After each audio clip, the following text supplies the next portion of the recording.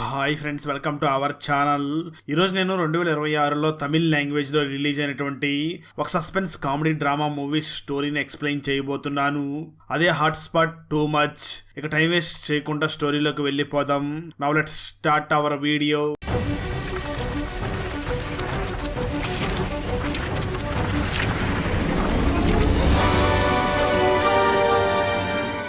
Video start చేసే ముందు మన ఛానల్లో లాస్ట్ వీడియోకి వచ్చిన బెస్ట్ కామెంట్ ఏమిటో చూద్దాం. అండ్ ఈ కామెంట్ నేను పర్సనల్ గా సెలెక్ట్ చేసింది అయితే కాదు, సాఫ్ట్వేర్ ఆటోమేటిక్ గా ఈ వీడియోని లైక్ చేసి కామెంట్ చేసిన బెస్ట్ కామెంట్ ని ర్యాండమ్ గా సెలెక్ట్ చేస్తుంది. So keep commenting.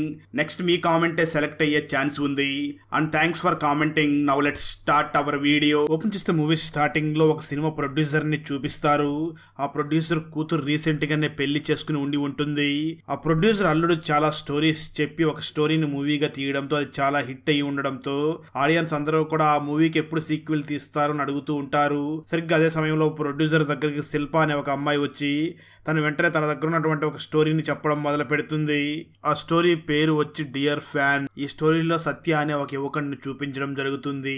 ఈ సత్య రాజా అనే ఒక పెద్ద హీరోకి చాలా పెద్ద ఫ్యాన్ అయి ఉంటాడు. అలాగే ఈ సత్య మూవీస్ లో నటించాలి అని చాలా తీవ్రంగా ప్రయత్నాలు కూడా చేస్తూ ఉంటాడు.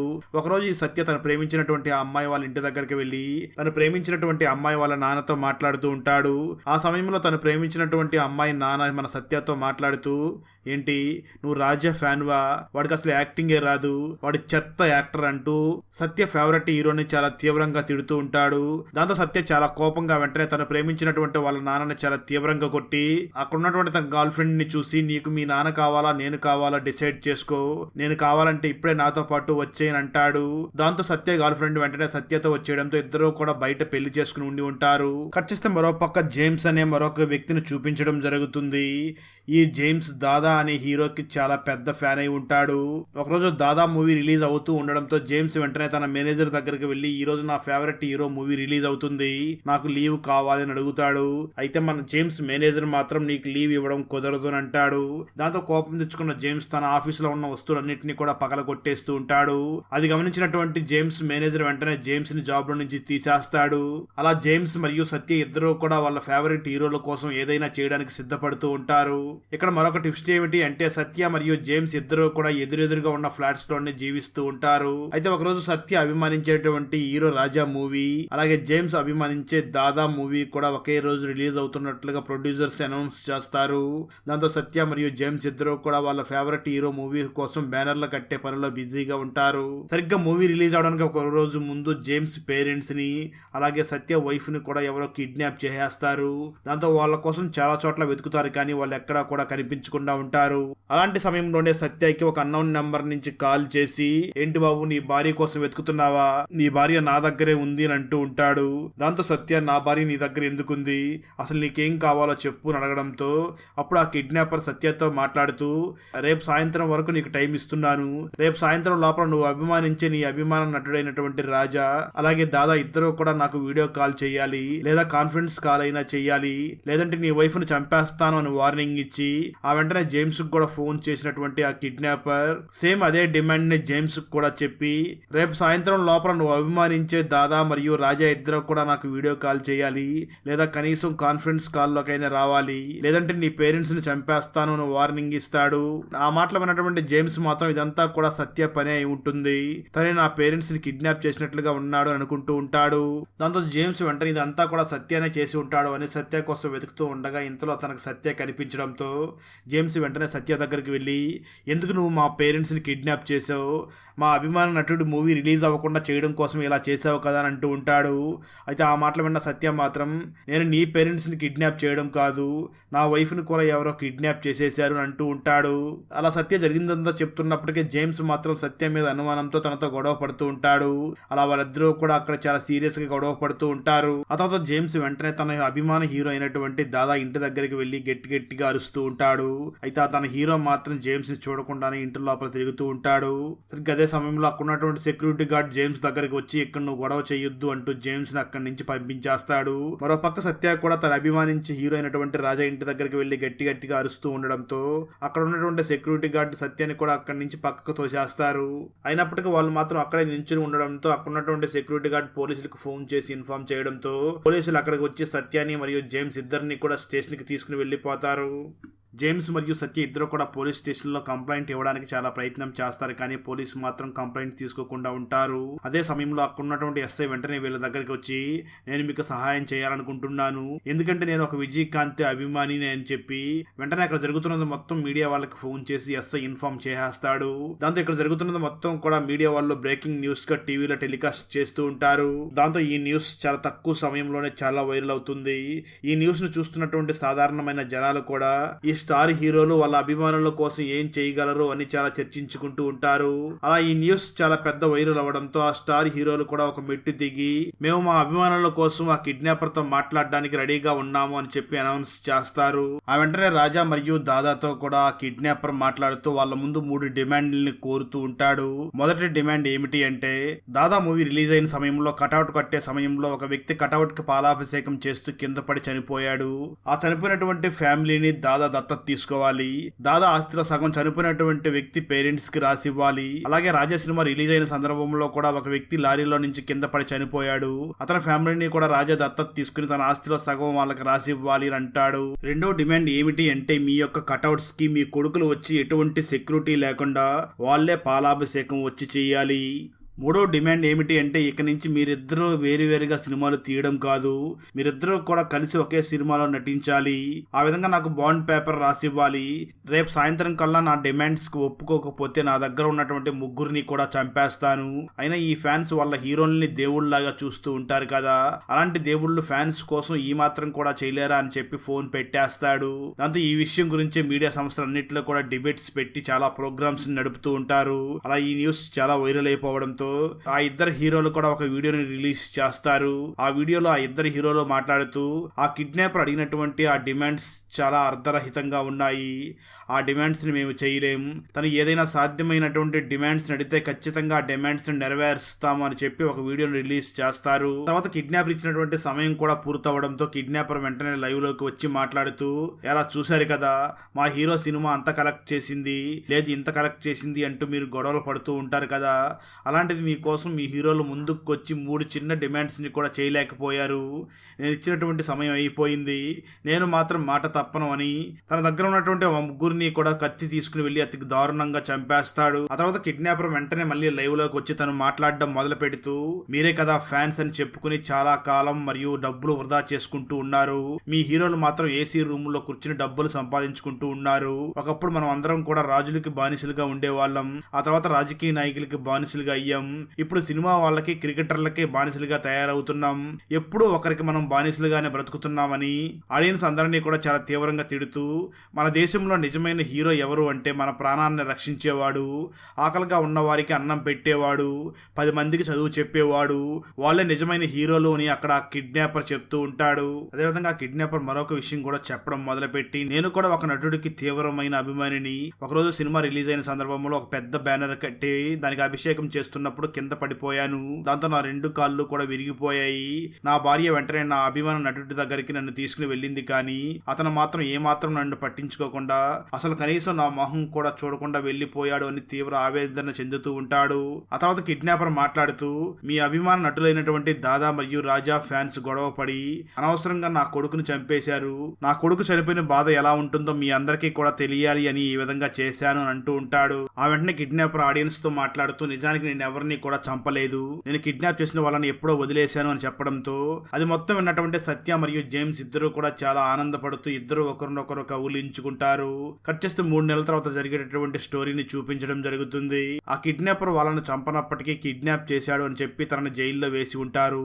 ప్రజెంట్ ఆ కిడ్నాపర్ జైలు నుంచి రిలీజ్ అయ్యి బయటకు వస్తూ ఉండడంతో జైలు దగ్గరికి చాలా మంది జనం వెళ్లి అన్న నువ్వు చాలా మంచి పని చేసావు, మేమందరం కూడా నీకు ఫ్యాన్స్, బయట నీ కోసం చాలా ఫ్యాన్ పేజీలు క్రియేట్ చేసాం, నీకు ఒక పెద్ద పెద్ద అభిమాన సంఘం కూడా ఏర్పడింది అని అంటూ ఉంటారు.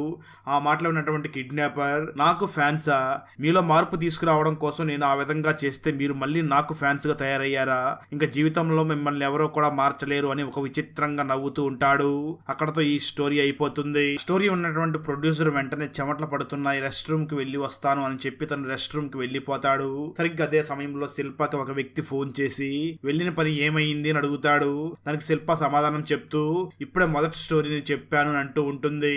నిజానికి శిల్పకి ఫోన్ చేసిన వ్యక్తి మరి ఎవరో కాదు, ఆ ప్రొడ్యూసర్ అల్లుడే ఫోన్ చేసి ఉంటాడు. నిజానికి ప్రొడ్యూసర్ కూతురికి మరియు తన అల్లుడికి పెళ్ళైతే అయి ఉంటుంది, కానీ ఇంతవరకు వాళ్ళకి ఫస్ట్ నైట్ మాత్రం జరిగి ఉండదు. ఇప్పుడు ఈ డైరెక్టర్ ఆ ప్రొడ్యూసర్ కూతురు దగ్గరికి వెళ్ళినా నాకు మూడ్ లేదు అని చెప్పి తనని పక్కకు తోసేస్తూ ఉంటుంది. డాక్టర్ కు చూపించగా డాక్టర్స్ కూడా ఏ ప్రాబ్లం అర్థం కావడం లేదు అని అంటూ ఉంటారు. అలాంటి సమయంలో ఒక రోజు ఆ ప్రొడ్యూసర్ కూతురు వెంటనే డైరెక్టర్ దగ్గరకు వచ్చి మాట్లాడుతూ నాకు మగవాళ్ళంటే ఇష్టం లేదు, నేను ఒక లెస్బియన్ అని చెప్తుంది. దాంతో తన హస్బెండ్ ఒక్కసారిగా షాక్ అవుతాడు. సరిగ్గా అదే సమయంలో ఆ డైరెక్టర్ దగ్గర అసిస్టెంట్ డైరెక్టర్ గా పనిచేయాలి అని ఈ శిల్ప ఒక రెజ్యూమ్ ని సెండ్ చేసి ఉంటుంది. తన రెజ్యూమ్ ని మరియు శిల్పాని చూసినటువంటి ఆ డైరెక్టర్ శిల్పాని పెళ్లి చేసుకోవాలని డిసైడ్ అయ్యి ఆ ప్రొడ్యూసర్ కూతురు గురించి నేను ఆ ప్రొడ్యూసర్ గా చెప్తే తను తట్టుకోలేడు, నువ్వు తన దగ్గరికి వెళ్లి తనకు స్టోరీ చెప్తున్నట్లుగా తన కూతురు గురించి మొత్తం ప్రొడ్యూసర్ కి చెప్పు అని ఆ డైరెక్టర్ శిల్పాని తన మామయ్య దగ్గరికి పంపించి ఉంటాడు. సరిగ్గా అదే సమయంలో రెస్ట్ రూమ్ కి వెళ్ళినటువంటి ఆ ప్రొడ్యూసర్ అక్కడికి వస్తూ ఉండడంతో శిల్ప వెంటనే ఫోన్ పెట్టేసి ఆ ప్రొడ్యూసర్ ని చూసి నేను మిమ్మల్ని బావా అని పిలవచ్చా అని అడుగుతుంది. ఆ మాటలో ఉన్నటువంటి ప్రొడ్యూసర్ ఒక్కసారిగా షాక్ అయ్యి ఇంత అందమైన అమ్మాయి ఇంత రొమాంటిక్ గా మనల్ని బావా అని పిలుస్తుంది అని ఆశ్చర్యంగా చూసి నువ్వు ఖచ్చితంగా నన్ను బావా అని పిలవచ్చు అని మురిసిపోతూ ఉంటాడు. దాంతో శిల్ప వెంటనే తన రెండో స్టోరీని చెప్పడం మొదలు పెడుతుంది. ఈ స్టోరీ మొత్తం కూడా బ్లాక్ అండ్ వైట్ లో ఉంటుంది. ఈ రెండవ స్టోరీ స్టార్టింగ్ లో రామయ్య అనే ఒక వ్యక్తిని చూపించడం జరుగుతుంది. ఈ రామయ్య తన కుమార్తెని పై చదువుల కోసమని విదేశాలకు పంపించి 3 సంవత్సరాల తర్వాత తన కూతురు తిరిగి వస్తూ ఉండడంతో తనే స్వయంగా ఎయిర్పోర్ట్ కి వెళ్లి తన కూతుర్ని తీసుకురావాలి అని ఎయిర్పోర్ట్ కి వెళ్ళగా అప్పుడే తన కూతురు అయినటువంటి శ్రీజ అక్కడికి వస్తుంది. శ్రీజ చాలా మోడర్న్ డ్రెస్ ని వేసుకుని వచ్చి ఉండడంతో అది చూసినటువంటి రామయ్య షాక్ అవుతూ ఉంటాడు. అదే విధంగా ఎయిర్పోర్ట్ లో ఉన్న వాళ్ళందరూ కూడా ఆ శ్రీజని విచిత్రంగా చూస్తూ ఉంటారు.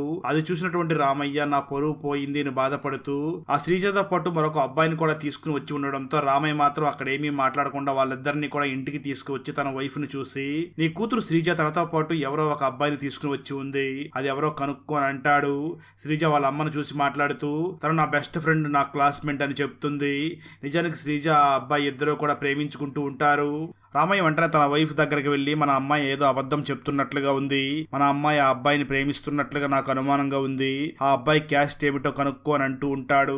ఆ రోజు రాత్రి శ్రీజ నేను పార్టీకి వెళుతున్నాను అని చాలా పొట్టుబొట్టి బట్టలు వేసుకుని వెళుతూ ఉండగా అది చూసినటువంటి రామయ్య మాత్రం నా కూతురు బాగా చదువుకుంటుంది అని చెప్పి విదేశాలకు పంపించాను, తను ఈ విధంగా మారిపోయింది అని చాలా బాధపడుతూ ఉంటాడు. నిజానికి ఈ రామయ్య అప్పుడే జాబ్ లో నుంచి రిటైర్డ్ అయి ఉండడంతో తనని అభినందించడానికి తన బాస్ రేపు వాళ్ళ ఇంటికి వస్తూ ఉంటాడు. అది గుర్తు చేసుకున్నట్టు రామయ్య రేపు నా బాస్ ఇంటికి వచ్చినప్పుడు నా కూతురు ఈ విధంగా ప్రవర్తిస్తే నా పరువు పోతుందేమో అని చాలా బాధపడుతూ ఉంటాడు. దాంతో రామయ్య వెంటనే ఒక మంచి డ్రెస్ తీసుకువెళ్లి తన వైఫ్ కి ఇచ్చి ఈ డ్రెస్ చాలా బాగుంది, రేపు మా బాస్ ఇక్కడికి వచ్చినప్పుడు ఈ డ్రెస్ ని నీ కూతురుని వేసుకుని ఉండమని చెప్పు అని అంటాడు. కట్ చేస్తే ఆ తర్వాత రోజు మార్నింగ్ రామయ్య బాస్ రామయ్య దగ్గరికి వచ్చి తనని సన్మానిస్తూ ఉంటాడు. అప్పుడు రామయ్య బాస్ రామయ్యను చూసి నీ కూతురు విదేశాల్లో చదువుకుంది అని విన్నాను, ఒకసారి మీ కూతురుని ఇక్కడికి పిలిపిస్తే పెళ్లి చూపులు కూడా అయిపోతాయి అని చెప్పడంతో రామయ్య వైఫ్ వెంటనే తన కూతుర్ని పిలుస్తుంది. అయితే రామయ్య కూతురైనటువంటి శ్రీజ మాత్రం తన నానిచ్చినటువంటి డ్రెస్ కాకుండా మరొక మోడర్న్ డ్రెస్ వేసుకొచ్చి రామయ్య బాస్ ఎదురుగానే కాలు మీద కాలు వేసుకుని కూర్చుని ఉంటుంది. అలా కాలు మీద కాలేసుకుని కూర్చున్నటువంటి శ్రీజ వెంటనే రామయ్య బాస్ ని చూసి మాట్లాడుతూ నాకు ఇలా ఉండడమే ఇష్టం, ఎవరికి ఏది నచ్చితే అలాగే ఉండాలి అన్నట్లు మీ కొడుక్కి నాకు పెళ్లి చేయాలని చూస్తున్నారు కదా, ఒకరోజు రాత్రి నేను మీ కొడుకుతో గడపొచ్చా అని అడుగుతుంది. ఆ మాటలు విన్నటువంటి రామయ్య బాస్ చాలా భయపడిపోయి తన వైఫ్ ని తీసుకుని అక్కడి నుంచి పారిపోతాడు. రామయ్య కూడా ఇన్నాళ్ళు కూడబెట్టుకున్నటువంటి నా పొరువు మొత్తం పోయింది అని వెంటనే శ్రీజ దగ్గరికి వెళ్లి ఎందుకు ఈ విధంగా చేశావు అని అడుగుతూ ఉంటాడు. అప్పుడు శ్రీజ రామయ్యని చూసి మాట్లాడుతూ నేను నీకెంత చెప్పినా అర్థం కాదు, అందుకే నీకు అర్థం అవ్వడం కోసం ఈ విధంగా చేశాను అని అంటూ ఉంటుంది. అలా చాలా రోజులు గడిచిపోతాయి, ఎవరి పనుల్లో వాళ్ళు బిజీగా జీవిస్తూ ఉంటారు. అలాంటి సమయంలోనే ఒకరోజు శ్రీజ బర్త్డే రావడంతో శ్రీజ తన బర్త్డేకి తన ఫ్రెండ్స్ అందరినీ అలాగే తన లవర్ ని కూడా పిలిచి ఉంటుంది. వాళ్ళందరూ కూడా బర్త్డే పార్టీ దగ్గరికి వచ్చి బాగా ఎంజాయ్ చేస్తూ ఇంకా శ్రీజ ఫాదర్ అయినటువంటి రామయ్య రాలేదు ఏమిటి అని అడుగుతూ ఉంటారు. అప్పుడే రామయ్య అక్కడికి చిరిగిపోయినటువంటి బనియన్ మరియు ఒక డ్రాయర్ వేసుకుని అక్కడికి వస్తాడు.